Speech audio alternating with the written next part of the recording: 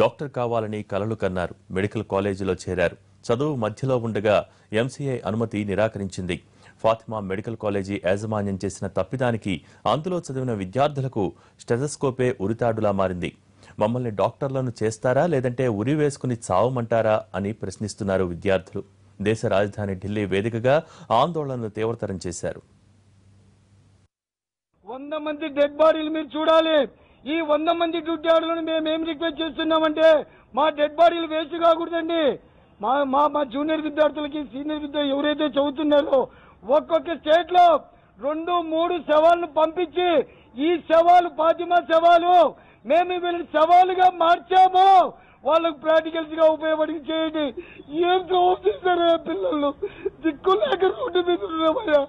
రోజు ఆంధ్రాబాబుడికి వచ్చి పిల్లలకి సమాధానం చెప్పుకోలేకున్నామయ్యా. ఎక్కడికి పోవాలో తెలియట్లేదు. మాకు తప్పుడు ఇన్సూరెన్స్ వద్దయ్యా, మాకు ఆర్డర్ కావాలి. మా సవాళ్ళు చూస్తారా, మాకు ఆర్డర్ ఇస్తారా? ఇది ఫాతిమా మెడికల్ కాలేజీలో చదివిన ఓ విద్యార్థి తండ్రి ఆవేదన. ఇలా 100 మంది విద్యార్థులున్నారు. వీరంతా ఇప్పుడు రోడ్డున పడ్డారు. ఢిల్లీలో తమ భవిష్యత్తు కోసం పోరాటం చేస్తున్నారు. డాక్టర్లు కావలసిన వారు అనాటమీ క్లాసుల్లోనూ ప్రాక్టికల్స్ లోనూ బిజీగా ఉండాల్సిన వాళ్లు ఇప్పుడు మాకు చావే శరణ్యమంటూ దీనంగా రోధిస్తున్నారు. న్యాయం చేయండి మహాప్రభు అంటూ కనిపించిన నేతనల్లా కలుస్తున్నారు ఈ విద్యార్థులు. వారం రోజులుగా ఢిల్లీలో పడుగోపులు కాస్తున్నారు. ఇప్పటికే కేంద్ర వైద్యారోగ్య శాఖ మంత్రి జేపీ నడ్డా, మైనారిటీ శాఖ మంత్రి ముఖ్తార్ అబ్బాస్ నఖ్వీ, లోక్సభలో కాంగ్రెస్ నేత మల్లికార్జున ఖర్గేను కలిశారు. తమకు న్యాయం చేయాలని కోరారు. ఇన్ని రోజుల నుంచి మేము ఢిల్లీలో అనాథుల్లాగా పడున్నామండి. ఒక్కరైనా పట్టించుకున్నారా? ఇన్ని రోజులు మేము చేస్తాము అష్యూరెన్స్ ఇవ్వడం ఎందుకు అంటే మేము 100 మంది పిచ్చోళ్ళు ఇక్కడ తిరుక్కుంటా ఉండేవాళ్ళు. ఎందుకు అసలు నోట్లో అబద్ధాలు చెప్పే వాళ్ళు నాయకులు అవ్వాల్సిన అవసరం లేదండి. మీరు ఇప్పుడు మేము చచ్చిపోతున్నాము. మా 100 చావులకు మీరే కారణం. ఏం చేస్తారో చేయండి. ఊరికే మేమేమి సాక్ష్యాలు లేకుండా మాట్లాడట్లేదు. ఇక్కడ ఎన్టీఆర్ యూనివర్సిటీ మా లిస్ట్ ని అప్రూవ్ చేసింది. We are merit students. 8 months college లో చదివి మీరు బయటికి వెళ్ళిపోండి అంటే మేము ఎక్కడికి వెళ్తాం?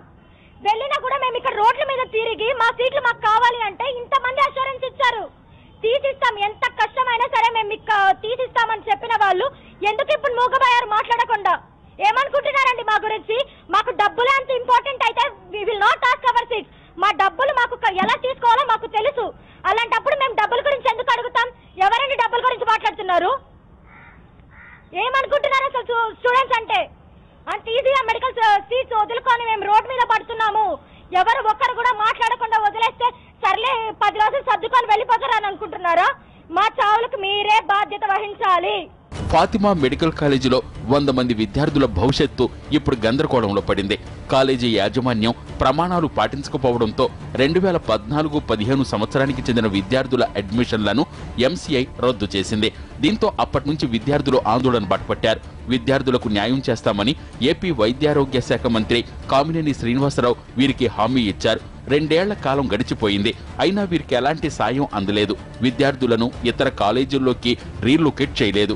ఎన్టీఆర్ హెల్త్ యూనివర్సిటీ ద్వారానే తాము కాలేజీల్లో సీట్లు పొందామని తామంతా మెరిట్ స్టూడెంట్స్ అంటున్నారు.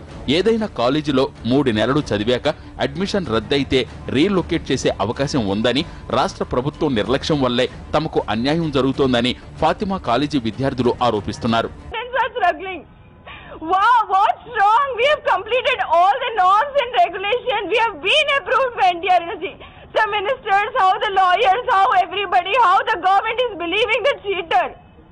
I want to know this first of all. If you are not doing justice, leave them. We will do suicide. Only the government of our state is only responsible for it.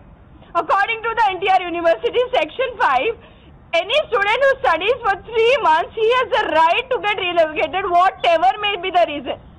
Everything they know, we don't need to tell each and every paper they have on our issue. Just simply sitting, doing nothing, just simply sitting.